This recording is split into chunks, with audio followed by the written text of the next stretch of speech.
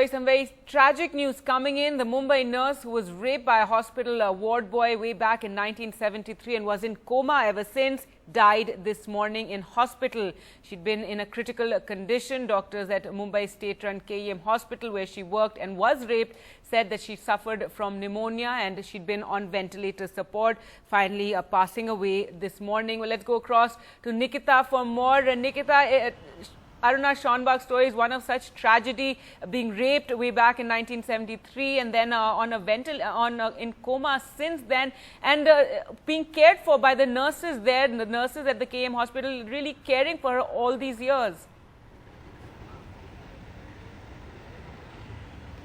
Yes, Gargi, it's extremely tragic, but it's also really a story of courage, because 42 years ago, Aruna was raped inside the hospital in which she worked by a ward boy who also worked in the same hospital. She was just getting out of the basement after she had finished her shift.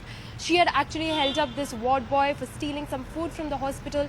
The ward boy was in fact waiting for her in the basement. He smothered her with a chain. After that, he brutally sexually assaulted her. That smothering actually cut the supply of oxygen to her brain, and she was permanently damaged. She had been in a vegetative state. She was in coma for the last 42 years, but the nurses and the doctors at the hospital had been caring for her, had been feeding her, had been cleaning her, had been changing her all these years. In fact, after the incident, she had actually become the center of debate of euthanasia around the country. Pinky Virani had actually taken up her case. She had approached the Supreme Court and said Aruna cannot do anything on her own. This is not a life of dignity. And that's why they had actually asked the Supreme Court allow Nikita, I'm just going to interrupt you there because we're actually joined by Pinky Virani on the phone line. Pinky Virani, who wrote Aruna's story that talked about Aruna's life. Pinky, thank you for speaking to us. Very sad today, Aruna Shanbhag passing away, but a life of suffering also coming to an end. I will say what I would think in my heart for any member of my family. And Aruna was no different. I will say, thank God that every suffering of hers is now over. She was on the broken backward little bird in the cage, and finally the cage bird has opened. She died actually on the night of November 27, 1973, because that is when her brain died. And that is when she was left in a persistent vegetative state. What we have witnessed in all these awful years, and they are awful for her. If you can imagine how awful it was for her, if it was for us to just see her. In all these awful, awful years, her system has shut down one by one by one. Last 2 years back, her one lung was affected. Last week, her second lung was also affected. And finally, the only body part of hers, which was working properly, is that. Right. Pinky Virani, thank you for speaking to us. We'll try and reconnect with you because some problem in that line with Pinky Virani. But let's go back to Nikita. Nikita, Pinky Virani talking about how she's relieved that Aruna's suffering is over. It was a fairly controversial when Pinky Virani approached the Supreme Court asking for Aruna Shanbhag to be euthanized. We saw the nurses at the hospital were very upset and they talked about how they were caring for her. And finally, the Supreme Court ruling against the euthanasia. Yes, that's true. I mean, the Supreme Court said that the nurses and the doctors had been caring for Aruna for those many years. And in the 37 years at that point, Aruna Shanbhag did not have a single bed sore. They said that was marvelous. And they said that they needed someone to protect people like Aruna Shanbhag, and the judiciary had to be there for that. And that's why they had actually turned down that plea, and they wanted the doctors and the nurses at the hospital to continue taking care of Aruna Shanbhag. But Pinky Virani had her own point. She said that Aruna had already suffered for so many years and she was not not living a life of dignity. I mean, she couldn't do anything by herself. The hospital staff had to do everything for her, and that's why, force feeding should be stopped and she should be allowed to end her life.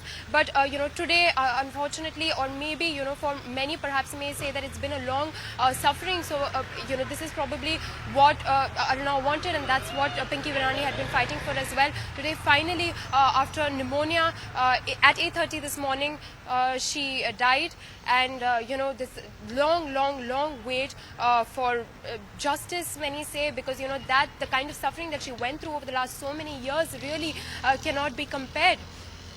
Gargi.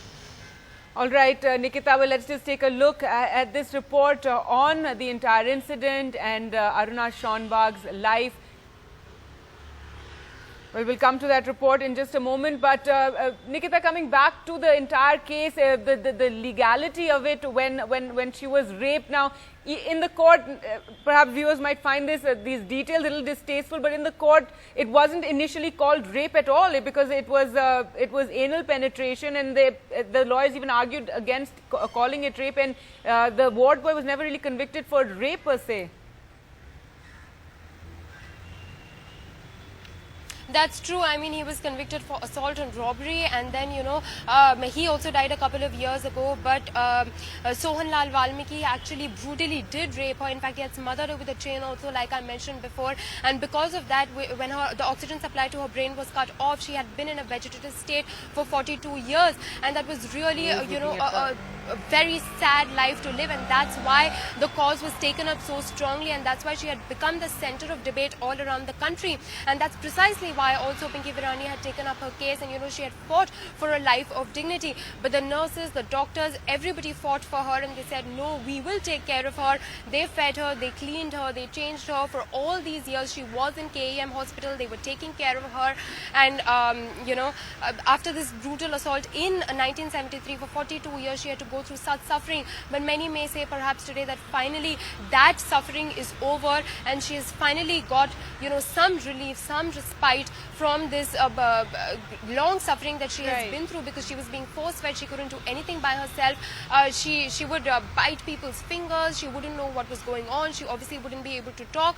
So, like Pinky Virani said, it wasn't really a life of dignity. And the Supreme Court, however, argued that, the judiciary had to be there to protect people who have gone through such traumatic incidences. And they asked for the doctors and the nurses at the KEM hospital to take care of Aruna Shanbag. And that's what they have been doing for all these years. So even now that she has lost her life, one thing nobody can argue is that all through her life she was looked after with love and care.